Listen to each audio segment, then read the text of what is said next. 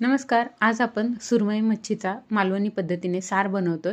तर त्यासाठी इथे मी सुरमई मच्छीचे जे डोक्याचे पीस असतात ते घेतलेले आहेत. याला हळद आणि मीठ लावून हे मॅरिनेट करायला बाजूला ठेवून द्यायचे.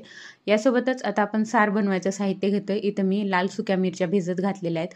सोबत धने आणि त्रिफळ भिजत घातलेलं आहे. एक नारळ जो आहे तो खोवून घेतलेला आहे. लसूण, टमाटर आणि कांदा हे सर्व आपल्याला मिक्सरमध्ये अशा प्रकारे बारीक फाईन असं वाटून घ्यायचंय. आता एका कढईमध्ये तेल घातलेलं आहे. त्यामध्ये एक छोटासा कांदा अशा प्रकारे छान असं फ्राय करून घेतलेलं आहे. यामध्ये आता जे मिक्सरमध्ये आपण वाटलेलं साहित्य होतं ते सर्व घालून घ्यायचं आहे आणि हे छान असं हलकंसं 2-3 मिनिट परतून घ्यायचं आहे.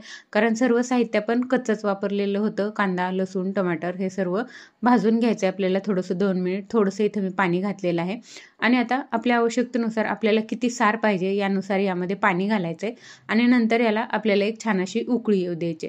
तर हे सर्व साहित्य घालून झाल्याच्या नंतर यावरती झाकण ठेवायचे आणि एक 2 ते 3 मिनिट हे छान उकळून शिजू द्यायचे आपल्याला. त्यानंतर पाहू शकता या सारावरचं झाकण काढायचं. तर मस्त असा आपला सार आता शिजलेला आहे. आता वेळ आलेली आहे यामध्ये जे आपले मच्छीचे पीसेस आहेत ते घालून घ्यायचे आहेत. तर इथं सुरमई मच्छी वापरले, तुम्ही यामध्ये कुठलीही मच्छी वापरू शकता. मच्छीचे पीस जे आहेत ते घातलेले आहेत.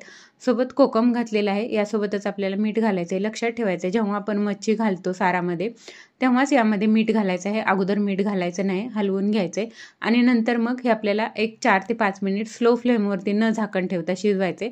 म्हणजे आपली मच्छी जी आहे ती छान अशी शिजते. पाहू शकता मस्त असा सुरमई मच्छीचा मालवणी पद्धतीने बनवलेला सार तयार आहे. कशी वाटली रेसिपी कमेंट नक्की करा. थँक्यू.